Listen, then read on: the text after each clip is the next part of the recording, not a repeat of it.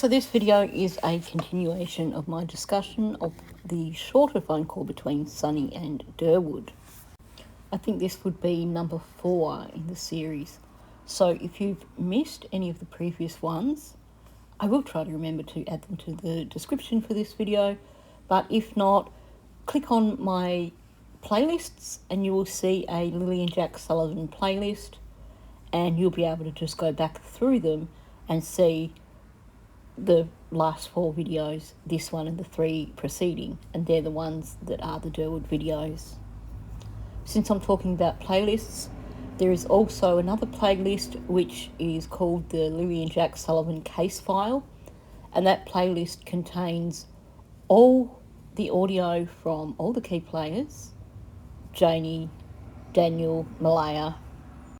I haven't added Derwood in yet because I want to do it in chronological order, but I will add in, Sunny has now put out these phone calls as straight uninterrupted versions, so I will add them to my case file playlist so that if you wanted to listen to them straight through without interruptions, you can find them.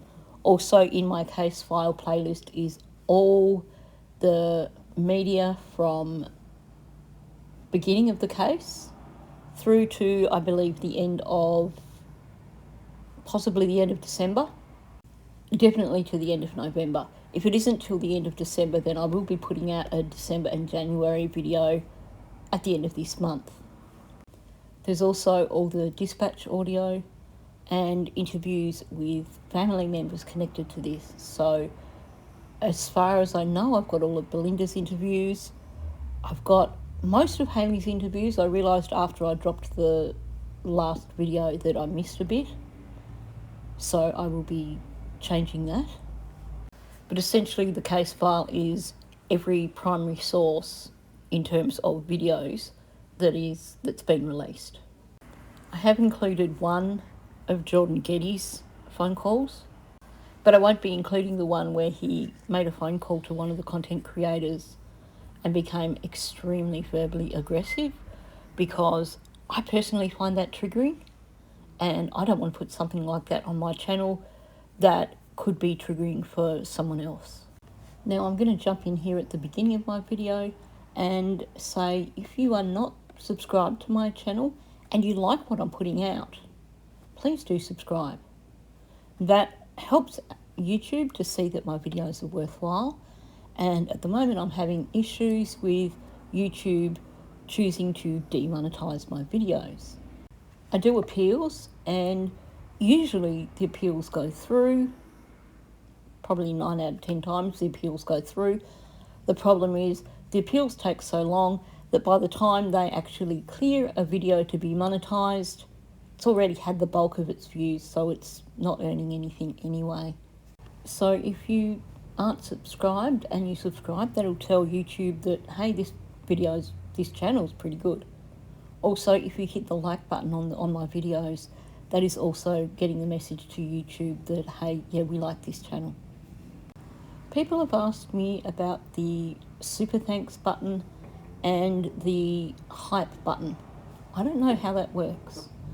I don't know why it is that on some videos YouTube doesn't make those buttons available.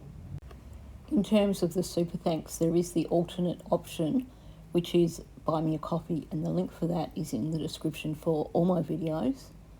And it's a similar thing.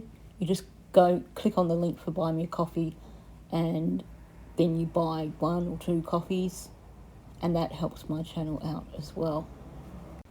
But I've said this before, the best way you can help my channel out is by simply subscribing. That is free, and it just helps me grow my channel, and that can make a huge difference in terms of engagement, in terms of YouTube putting my videos out there for people to see. Now, as you're aware, we have this shorter phone call that's been released. We have a longer phone call with Sunny that's been released.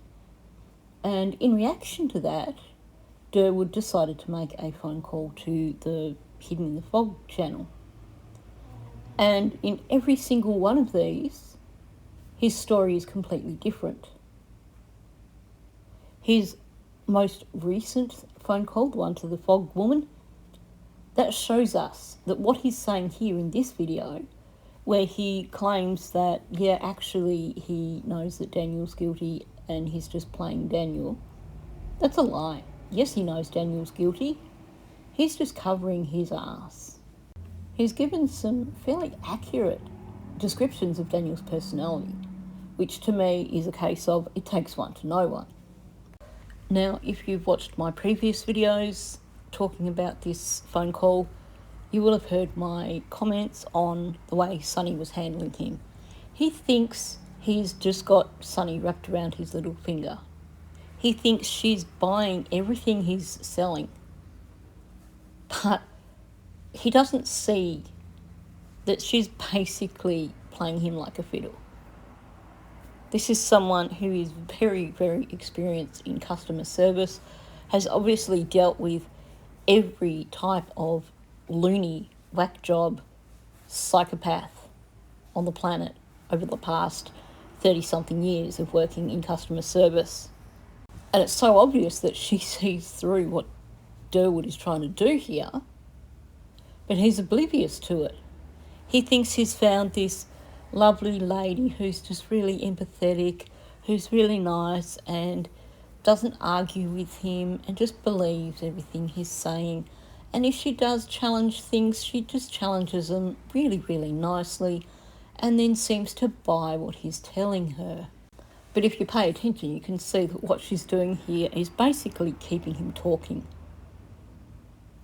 She's adding in the yes and ahs at the right times to show him that she's paying attention, she's interested in what he's saying.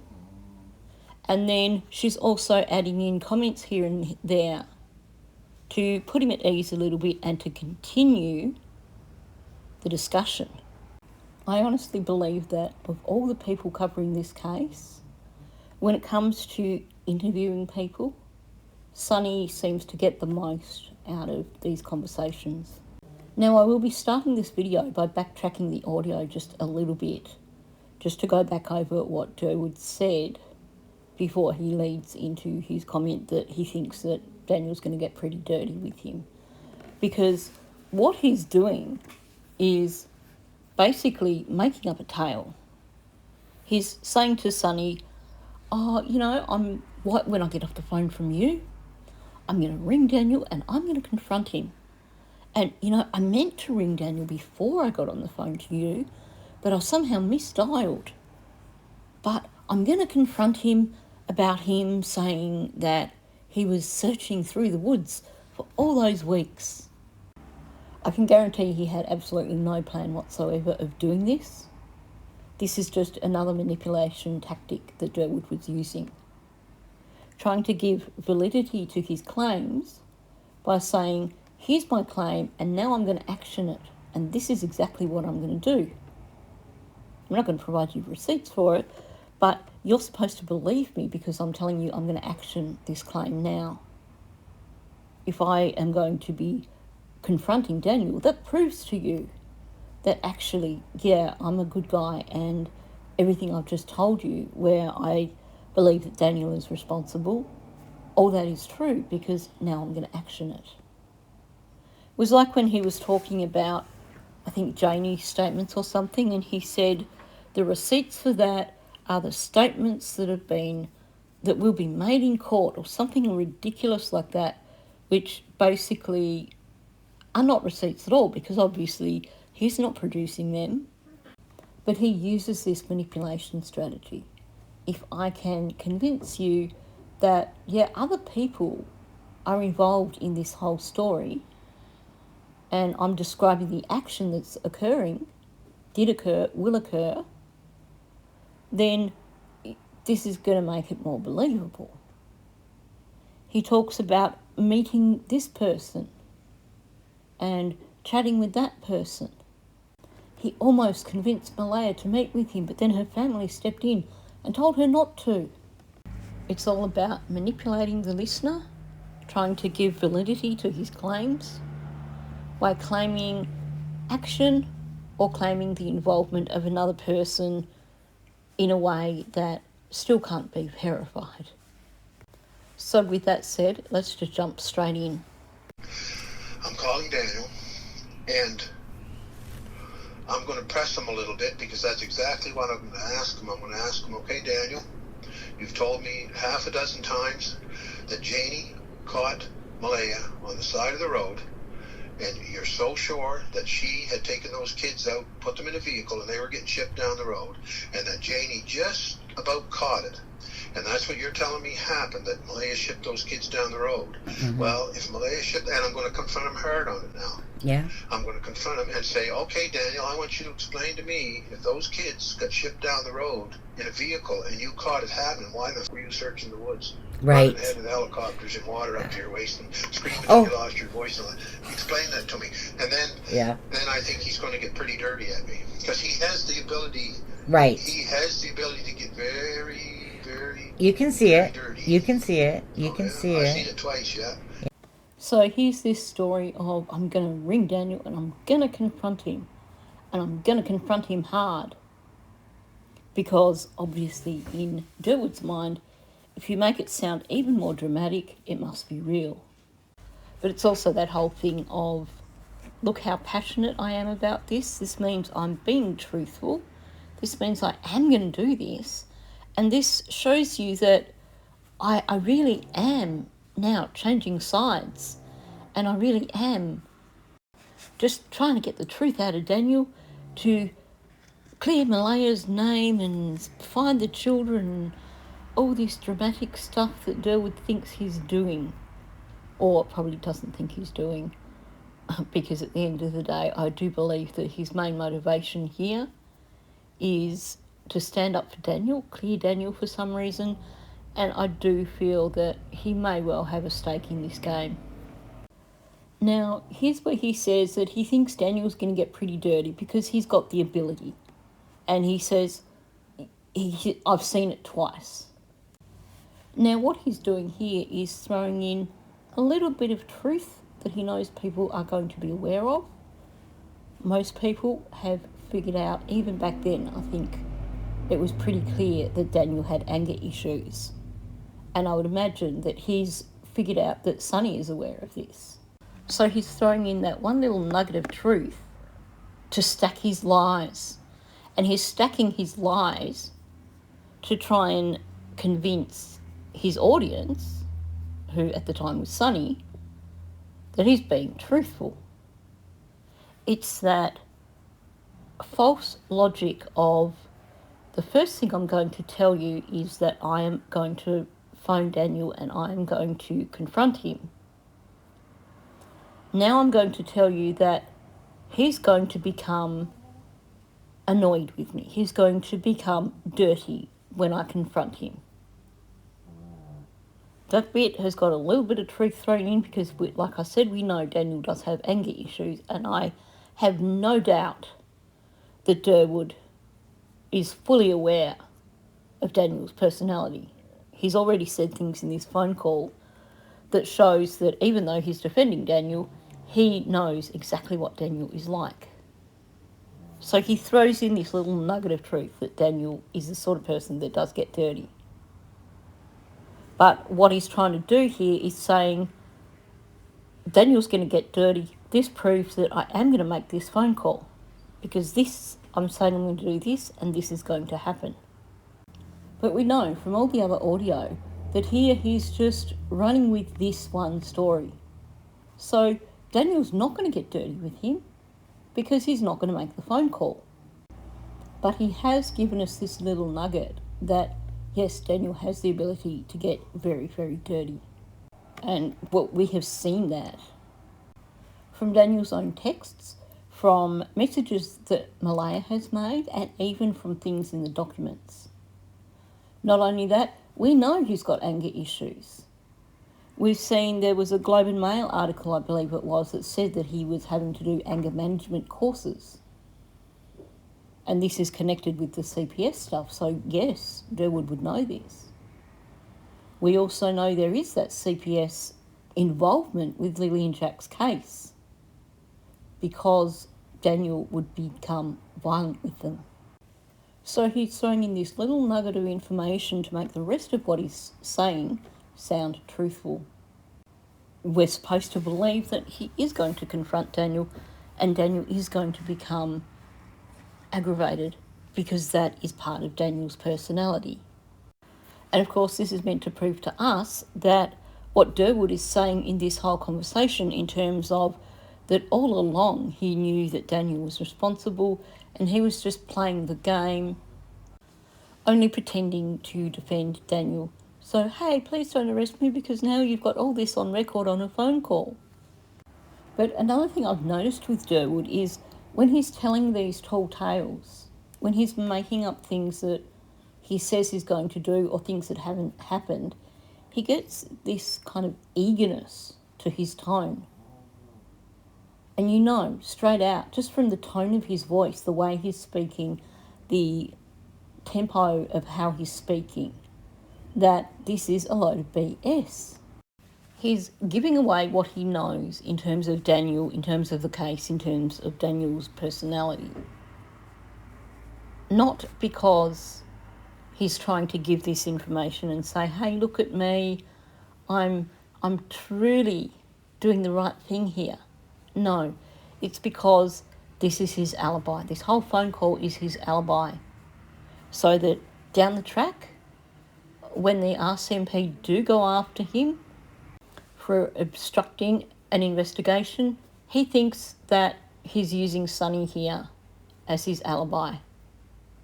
That's all this is, purely and simply. He thinks that he's pegged Sonny as being someone who probably is trustworthy enough that he can give her some of these little truths in connection to the case without giving her any solid details, and that she will keep it quiet, won't put it out publicly, so that he can continue standing up for Daniel, he can continue threatening anyone that questions his narrative. He can continue pushing his narrative about the children being abducted, knowing that he's got this little safety valve that he's put in place now. Yeah. You know, I mean, like I said, I'm just, although I have been tossed and flip-flopping, because I'm like, okay, hold on a second. Like, these people are lying. But where's the truth in all of this? And I was looking at it two ways. The hidden one and the other one. But the thing that made the most sense once I actually thought about it, once this information has been coming out more, than once I actually thought about it, Malaya literally left the next day. She knew that Daniel did something to those children. She wanted the out of there.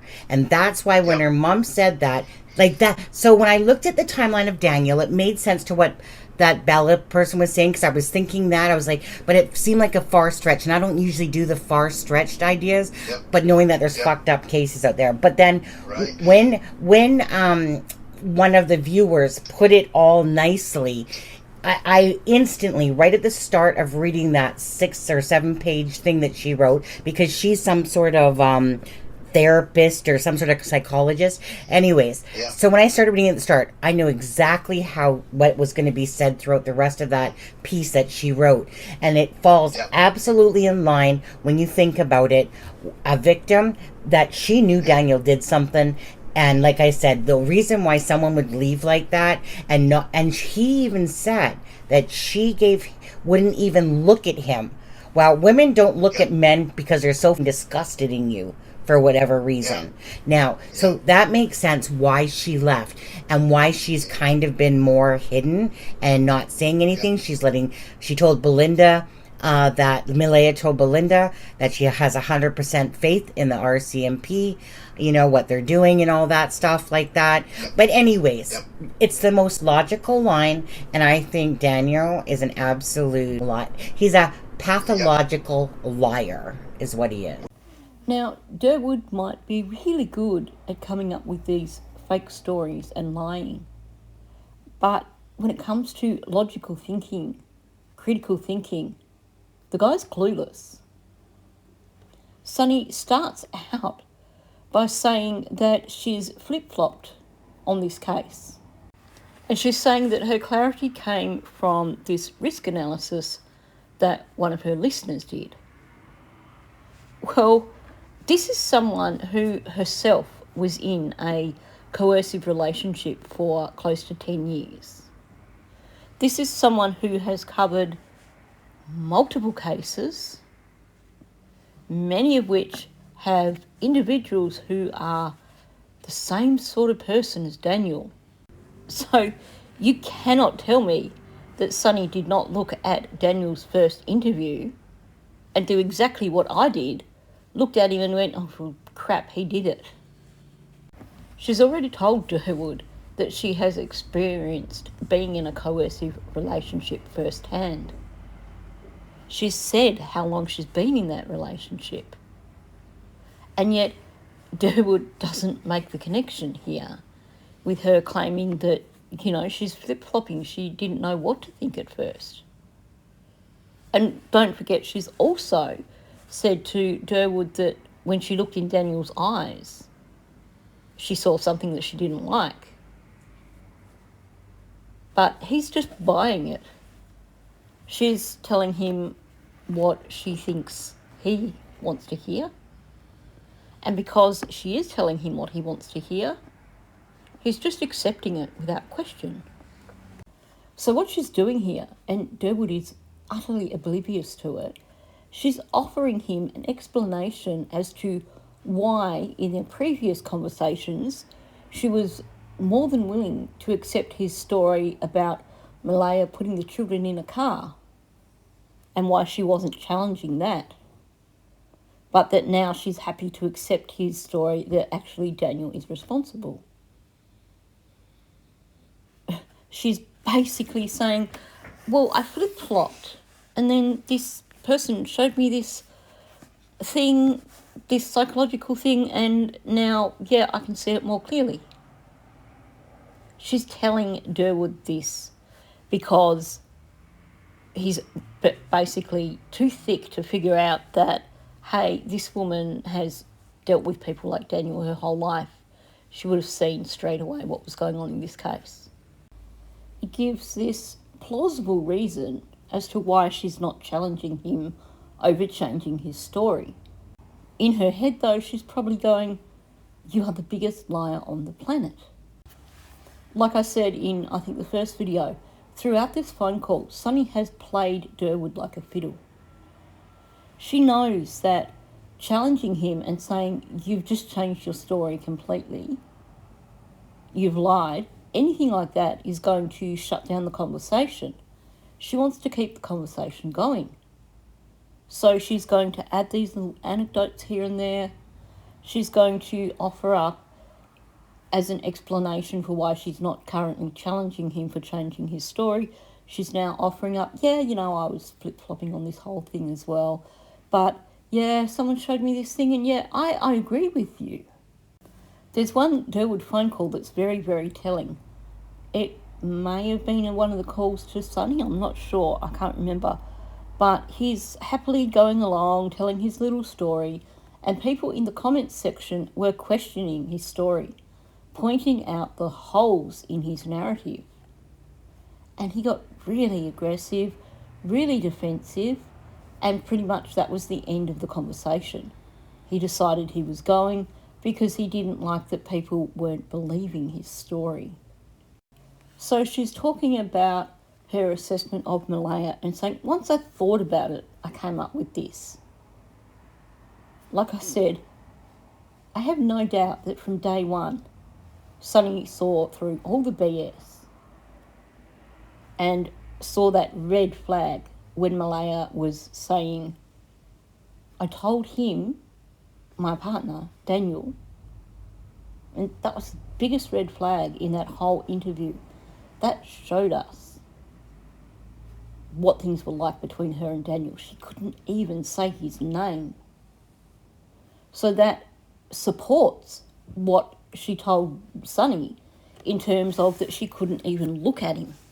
I mean, if you understand coercive control, if you understand how narcissists work, watching Malaya's interview, watching Daniel over the many interviews that he did, it seemed so clear that the reason Malaya left was because Daniel had done something and that she wanted out.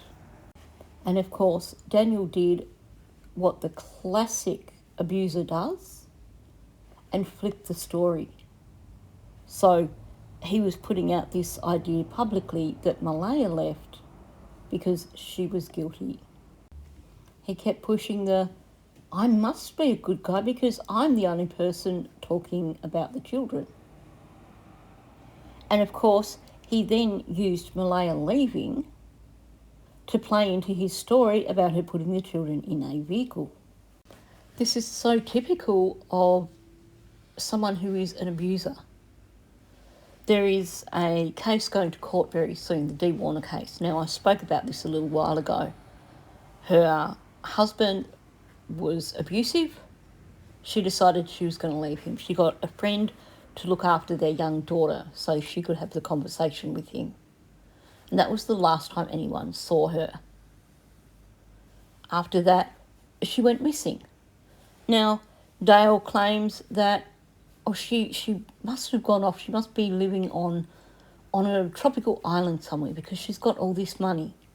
He claims that there was money missing from the desk. He claimed that, she took her hairdryer. Like, what? And he also was like, yeah, and I found her wedding ring sitting on the desk in the office. Well, it turns out that he had basically put her remains into a empty tank on the property, welded it shut, and it took a few years before they found her. But he was putting it all back on her. Yes, Malaya was clearly negligent with her children. Yes, she allowed her partner to abuse them. But I think it would be a stretch to say that she didn't love her children. Belinda has told us Malaya was a good mother. And these photos that I share on my channel, maybe half of them are from Belinda and the other half are from Malaya's Facebook way back when. Unless you are Daniel Martel and you are putting photos of you holding your 2-year-old daughter on your Facebook to, first of all, try and convince the public, hey, look, I'm a good dad. I love my daughter, even though there were no photos of her before Lily and Jack went missing, other than the one photo which was the entire family, his 2 older children, plus Malaya, Jack and Lily. There were no other photos of Meadow on his Facebook prior to that date. But now it's like every time he goes for a visit, he puts up a new photo of him with Meadow. He's basically using her as his own personal PR, but he's also doing it to get at Malaya. I can guarantee you that. But that's a different story. What I'm getting at here is all these beautiful photos of Lily and Jack that were taken by Malaya and shared on her Facebook page. That shows you that, yes, she did care about these children.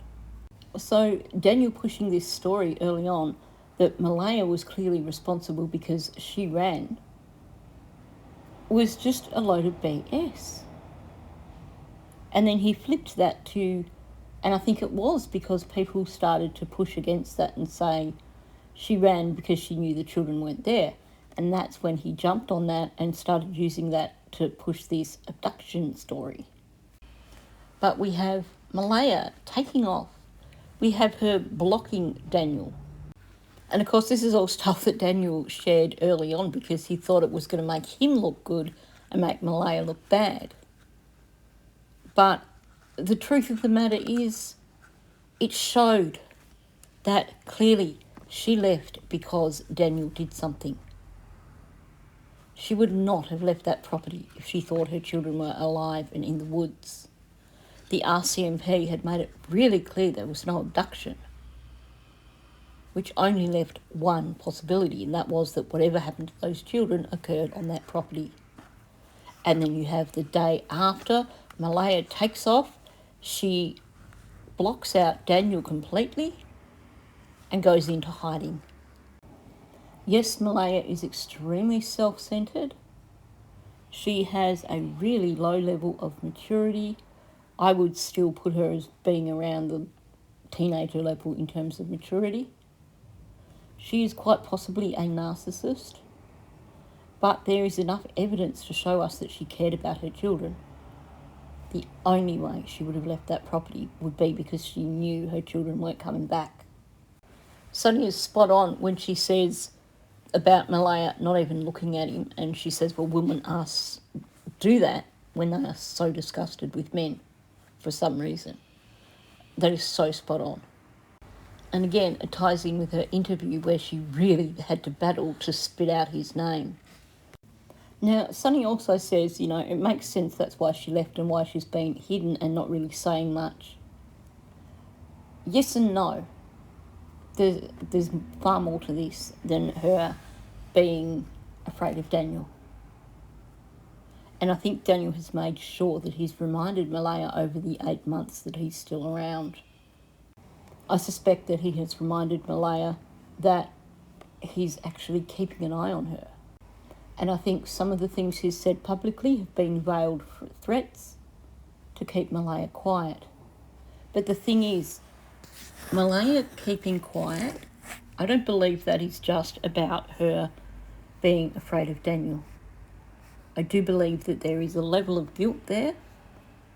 There is a reluctance to come clean and tell her family what actually happened. I can tell from listening to Hayley that Malaya has lied to her. Malaya has made no attempt to tell Hayley what actually happened to the children. So she's giving Hayley the impression that she thinks that the children are missing and that she believes the children are going to come home.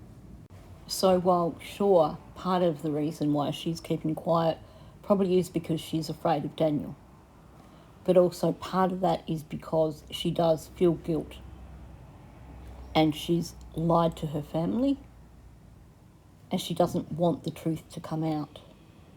Now, it's interesting that she's told Belinda that she has 100% faith in the RCMP. Because when you think about that statement, that's a lie. Because we know that Malaya doesn't want the RCMP to solve this because she's probably going to end up in jail also. She is an accessory after the fact at the very least. I know some people are trying to say, well, what if Malaya slept through it all and she doesn't know exactly what happened and she just has suspicions and she's completely innocent? No, because she would speak to the RCMP.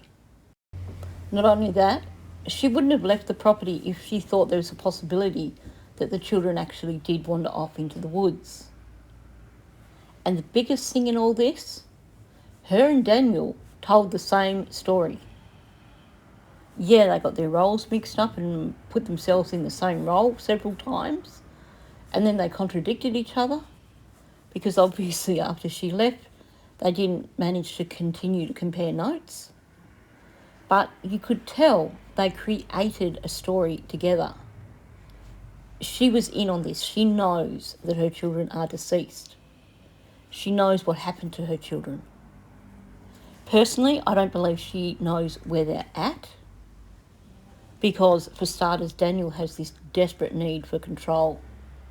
So he probably would have decided not to tell her where the children were put because, of course, he didn't want to risk her blabbing and saying where they were. But it also gave him that element of control over her for him to know where he put her children and her not. So Malaya saying she has 100% faith in the RCMP is a lie intended to misdirect, intended to give the impression that she is innocent in all this. And here's the thing that gets me with Malaya. We have Janie and Daniel who give these half-truths. They're not always outright lying. They tell you things without directly lying, but they tell you enough to point you to the conclusion they want you to come to. Janie with, here's the swings. Here's where they would play. This is where I heard them. And everyone thought Janie had said that they were playing on the swings. You go back through the audio, you realise she never said they were playing on the swings. Daniel has danced around his accusations of Malaya putting the kids in a vehicle and hiding them somewhere. But he knows that people have enough information to draw the conclusions that he wants them to draw based on what he's saying. The only time we saw Daniel start to outright lie was in that DT interview when he made up this extra blanket. And he was having a ball while he was telling that story. The look of delight on his face, he thought that was a brilliant story. And of course then we get his made up story about the hole in the garbage bag that was exactly the size of a hand. I'm pretty certain that when he was doing that interview, he was on something, which obviously made him think he was invincible. But for the most part, aside from that one interview, and I think he's done this in latter interviews with like mainstream media, aside from that one interview, up until then, it was always hinting at things, giving people enough to make them draw the conclusion he wanted them to draw. Malaya, on the other hand, there are so many instances where she outright lies. Now, you could see in her first interview that she was struggling a bit with the telling the lies when she was trying to say about the Amber Alert, and she got all stumbled up around her words, and not that they couldn't be abducted because they could, but it's the little one-liners like that she's got 100% faith in the RCMP, that she believes that her children are still alive. Or when she was saying to Belinda that Daniel should be concentrating on finding her children. These are all things, lies that she said with absolutely no compunction, because her priority is to continue to make herself look innocent in the situation. Now, in terms of claiming things did or didn't happen, we're not getting that from Malaya in any of her accounts. She tends to go for the vagueness instead. She thinks they might have got them bagels. Well, that to me says she didn't, but she's giving the vagueness and might have done that. She's not really sure what time they went to bed. Yes, she gave them something to eat, but she's not giving details of what they had to eat. Yeah, they may have been outside for a while, but then they came in when it got dark. So when it comes to facts, events, she's very vague rather than lie. But then when it comes to stating personal thoughts, personal beliefs, she lies. She's got 100% faith in the RCMP. If she truly had 100% faith in the RCMP, she would be essentially saying here she knows they're going to come and arrest her at some point in time as being an accessory after the fact. So she would be hoping that actually they're not on top of it. And of course, saying she has 100% faith in the RCMP gives the impression that she doesn't know what happened to her children and that she believes they are going to find them and bring them home. So she's using these statements to convince people of her innocence because, well, if she's saying that she thinks these things, surely she must be innocent. So it's more than just an avoidance of Daniel and his family, being afraid of Daniel and his family, and I believe that is definitely part of the situation here. But it is also an avoidance of being caught out in a lie and an avoidance of having to tell her family what actually happened. Now, she's told her family that Daniel is a user, and the way she tells it makes it sound like she's the person who would never get into any of that stuff. But she's not going to tell them if she was a user also, because she's never learnt to take accountability for anything. So if she was also using, there's no way she would admit to it. So Sonny is kind of half right there when she says in terms of Malaya staying hidden because of Daniel. But then she's probably aware of the rest. But obviously she's got to be careful what she says to Derwood, because she's got to make it sound like she's buying his story and that she's on the same page as him. Although that said, I think it's taken many of us several months to really get a handle on the situation with Malaya because of her silence. It was hard to make that differentiation between victim and offender. And like I mentioned in yesterday's video, and I think a few people may have got up in arms over it, when it comes to the disappearance of Lily and Jack, Malaya is not a victim. Yes, in her relationship with Daniel, she was a victim. But she failed to remove her children from an environment that was not safe for them. She failed to protect them from Daniel.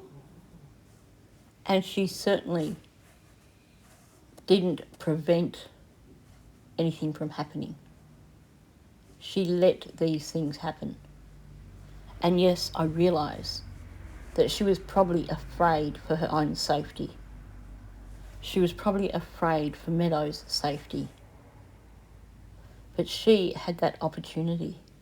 Cindy and Wade got a U-Haul back in March and were going to take her out of there. But she decided to stay. We're on him. Yeah. We're on it. He doesn't know I'm on No. He's so fed up in his own world. I had it. You keep your friends close, your enemies closer. Yeah, I know. Yeah. Again, this is Derwood telling a story to back up his lie, essentially. We know that he continued to defend Daniel after this conversation with Sunny. This is a one-off thing. Like I said, this is him just covering his ass. So him saying Daniel doesn't even know that they're onto him. First of all, note that he does say we're on it, because like I said, he's living in this little fantasy world of his own, where in this fantasy world he thinks he's this super detective from this 80s TV show, not 70s TV show. That's the story that he's using in his head.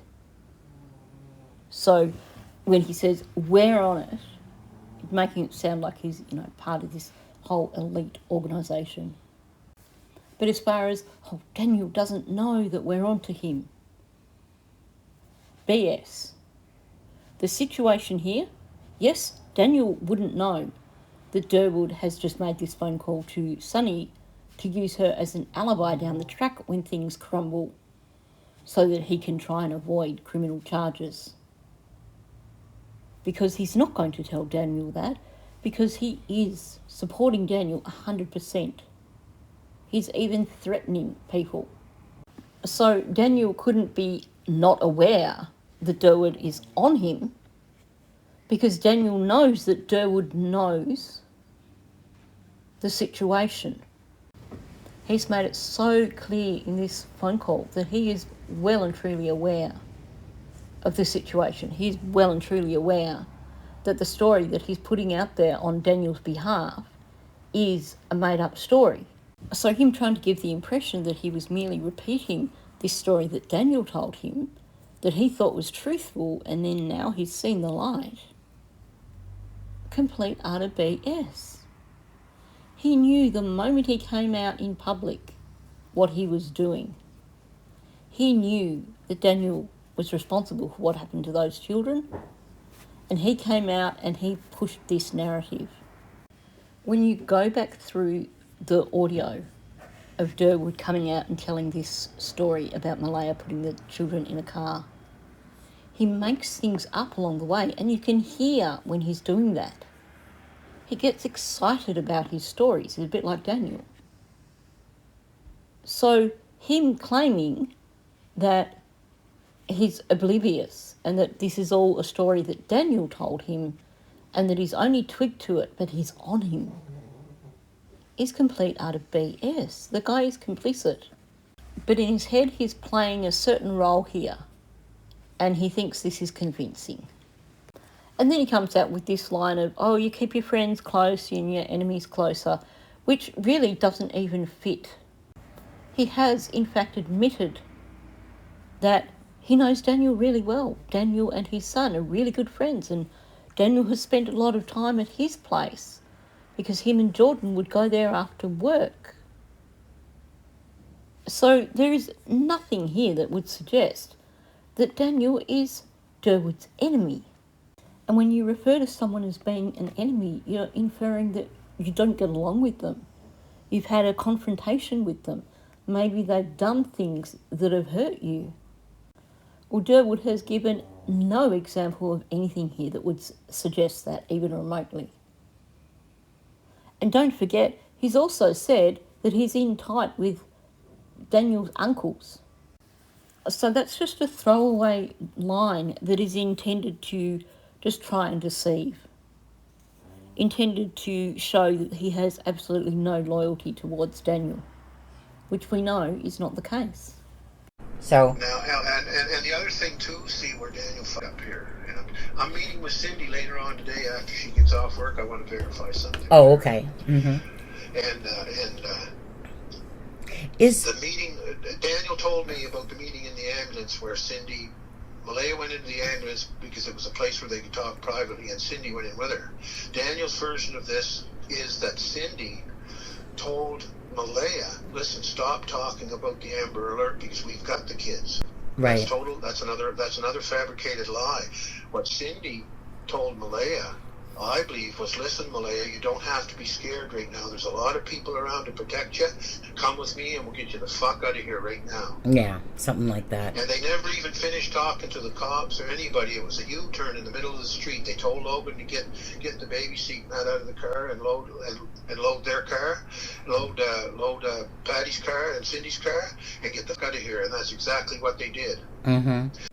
Honestly, between Derwood and Daniel, I think they have accused every member of Malaya's family of abducting the children.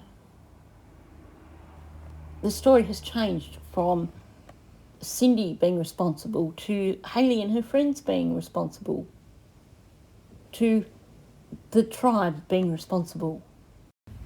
Before I got fed up with him and blocked him, the last time Derwood left comments on my channel was him accusing Michelle Glasgow of being responsible. Not only that, but he was also accusing her of being involved in organised crime. I'm talking like traffic kind of crime. Now, I think there is an element of truth in this insofar as far as Cindy being accused of the person being responsible for taking the children. I wouldn't be surprised, given that we know how much Daniel dislikes Cindy, that was his original idea, that he wanted to put it on Cindy. And the reason we hadn't heard Derwood putting this out was, of course, his loyalty to Patty and therefore to Cindy. I suspect he's probably a little bit afraid of Cindy because it sounds like Cindy is a no-mess kind of person from what Hayley is saying. Cindy wasn't letting Malaya get away with crap, so Malaya would go to Patty, play them up against each other. But Derwood also wouldn't want to upset Patty because clearly there is a good relationship between them. So that's why he's never come out accusing Cindy. So it wouldn't surprise me that it was maybe Daniel's idea to say, well, let's say that Cindy is responsible for this. Derwood's compromised and said it was Hayley and her young friends. But if Daniel was trying to pin it on Cindy, you can tell that Derwood is actually trying to embellish the story here, just by the excitement in his tone. He likes this story of Cindy telling Malaya, hey, stop talking about the Amber Alert because we've got the kids. Which makes absolutely no sense if he's claiming that Janie just missed seeing Malaya put the children in the car. Because what he's saying here would suggest that Malaya has no idea where the kids are. Whereas the narrative that's been pushed all along is that Malaya put them in a vehicle. So this is something that I think Daniel has tried to blame Cindy somehow. Derwood has run with it in this conversation because he's trying to make himself look like the good guy and Daniel look like the bad guy and throw as much dirt on Daniel as possible to save his ass down the track when things do start falling apart. So he hasn't thought about the logic, the lack of logic here, in saying that Cindy in the ambulance told Malaya, shush, shush, shush, we don't talk about the Amber Alert anymore because we've got the children. Because it doesn't fit. Malaya would know. If this story was even remotely true, Malaya would know who she handed the children off to. And given that at the point that this phone call was happening, Janie and Daniel were already hinting about Malaya putting the kids in a car at the end of the driveway. So while Daniel may have accused Cindy of being part of the whole thing to hide the children, there's no way he would have said that he believed that Cindy said, stop talking about the Amber Alert, we've got the children. Because it just doesn't fit with their original story. But Derwood's story isn't right either. That's another fabrication. How do I know this? First of all, we know the reason Malaya left was because she was allegedly told she had to have Meadow off the property. And based on what Hayley is saying, and I trust Hayley, I've not seen anything that suggests to me that she lies. Hayley is saying that the deal was that Logan was going to take Meadow and Malaya didn't have to go with Logan, but Malaya said, I will go with you. And Hayley said to her, look, you've got family. That's where you should be going. Now, something in that meeting triggered Malaya into a panic attack. I suspect it was a case of them laying it out on the line and saying, we know the children didn't walk into the woods. We know the children weren't abducted. Something is not adding up here. Malaya probably had a panic and thought they're going to figure this out. I'm going to be arrested. Ended up in the ambulance having a panic attack. And of course, because she wasn't going to tell her mother what actually happened to the children, she probably latched on to the first concern that she could think of that was safe to mention. And that would be the having to remove Meadow from the property. You can bet that wouldn't have been the cause of her ending up in that ambulance, but it would have been the most convenient excuse to explain her sudden panic attack or whatever it was that occurred. Now, in terms of her then heading off with Cindy, what we have to consider here is Malaya's personality. Malaya is not someone that makes her own decisions. We've seen that quite clearly. She's someone who has basically never had to take responsibility for anything. When things didn't go right at home, she went running to Paddy, who would take her side clearly. When Paddy told her, you can have the house if you go back to school or if you get a job, Daniel said, never mind, come and move in with me and you'll never have to work. Since the children went missing, she's basically made Cheryl her appointed spokesperson. And based on what Hayley has said, it sounds like Cheryl manages Malaya, essentially. So the situation with Meadow possibly going to Logan's place, I doubt very much that that was something that was actually agreed upon amongst adults. I suspect very strongly that it was a situation where Malaya was told, you can't have this child on the property here. And Logan stepped in and just told Malaya, okay, well, Meadow's going to come with me. On one hand, you've got Malaya's personality that clearly does mean that she allows other people to make decisions for her. She allows other people to fix up her mess when she screws up. She encounters issues with her mother and goes running to her grandmother rather than face the issues. So I would imagine Logan has gone, this is what's going to happen. And probably Malaya has probably not liked the idea, but thought, well, she can't fight back, she can't argue it, okay, and agreed to it. Because the other thing here is that while it seems to be her, just part of her nature to just go along with what she's told to do and not take responsibility for anything, not make her own decisions or try and act like an adult, we have to remember also that she'd been living with Daniel for 3 years, who had been very carefully undermining her self-worth. So Logan telling her this is how it's going to happen, she would have been at the point personally in her mind where she had learnt not to argue back over things. Daniel would have taught her, you just accept what you are told to do. We know that Malaya mentioned to Hayley that Meadow was going to go with Logan and that Malaya was going to go with them. And Hayley has pushed back on that and said, you've got your own family.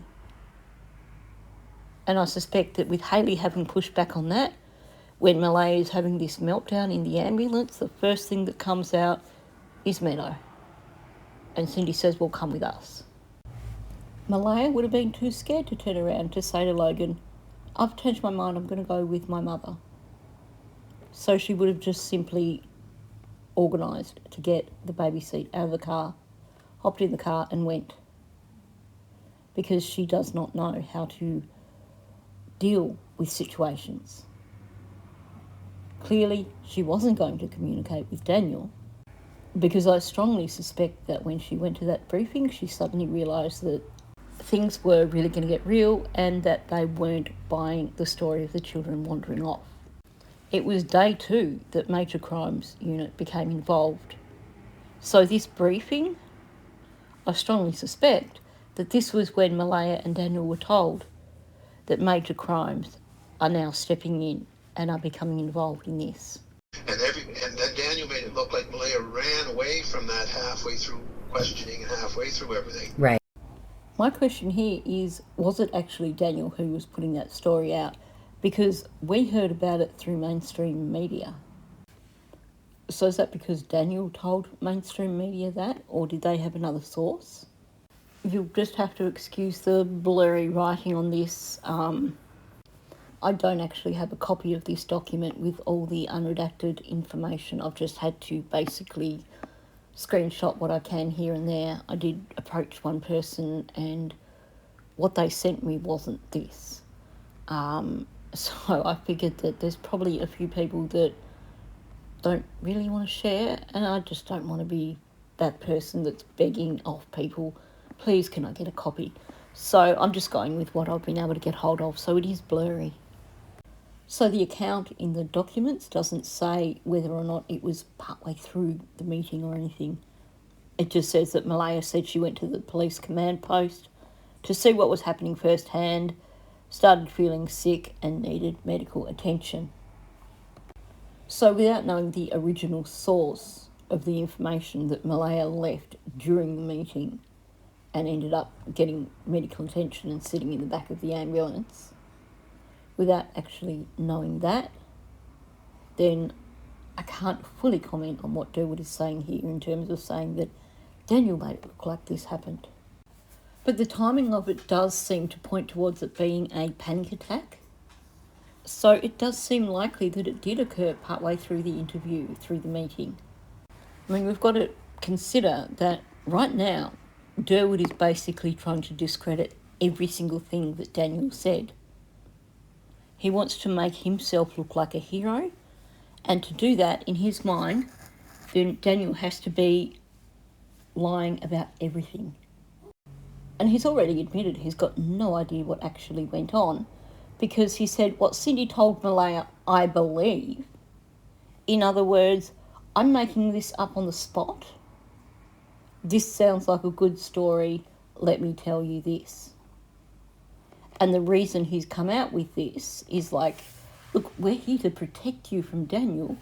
is because the whole point of this phone call is to make it look like Daniel is the worst person in the world and that Derwood is actually not connected with this in any way whatsoever. He's just being Mr. Undercover, trying to find out what happened. He's spending this entire phone call painting the picture that he's good, Daniel's bad. So everything he says about Daniel has to throw him into a bad light. So for him saying, well, Cindy said we're going to protect you from Daniel, that is once again making Daniel the villain. And this is all part of the manipulation, because the more evil he portrays Daniel as being, it's his way of showing the listener, hey, look, I'm acknowledging all these things about Daniel that are just so wrong, all these bad things that he did. See, I'm showing that I have got morals here because I can comment on all these bad things about Daniel. That shows you I'm a good guy. And of course, in his mind, the extension of that is, if I can prove to you that I'm a good guy with good morals and that I'm recognising all these bad things about Daniel, then they're not going to pin me for obstruction or anything else to do with the case, because look, I've just told you I'm a good person. So you can give them this statement to show them I'm a good person, and then I'm not going to get caught up in any of this. This entire thing is 100% about Darren standing up for Darren. He's basically covering his ass. He's making his alibi because things in his mind are about to go pear-shaped. And he wants, this is his exit strategy, basically. So this seems to be a logical spot to end this particular video. It then goes off in a slightly different direction after this. So I will come back and discuss more of this tomorrow. I should probably add a proviso to that, in that apparently I'm babysitting my sister's chihuahua again tomorrow. Sometimes I cannot record when I've got Mouse and Jasper in the house together, because you've got these two 1-year-old little chihuahuas who are nutso and who basically just play flat out the whole time that Jasper's here. So it's possible I may not be able to record audio tomorrow, unless of course they manage to wear each other out pretty quickly. So on that note, I'll finish up here. Thanks for listening. Like I said at the beginning of this video, if you are new to my channel, please do subscribe. Also, please hit the like button. That helps me get this out there in the algorithm. It also, hopefully, will stop YouTube from doing silly things like demonetizing my videos for random reasons, or for no reasons, because they never tell you why. And of course, please leave a comment below. I really enjoy reading your comments. Like I said, I don't always get a chance to respond, but I do read your comments. And there's always so many valuable comments in the comment section of my videos. So on that note, thank you, and I'll catch you in the next one.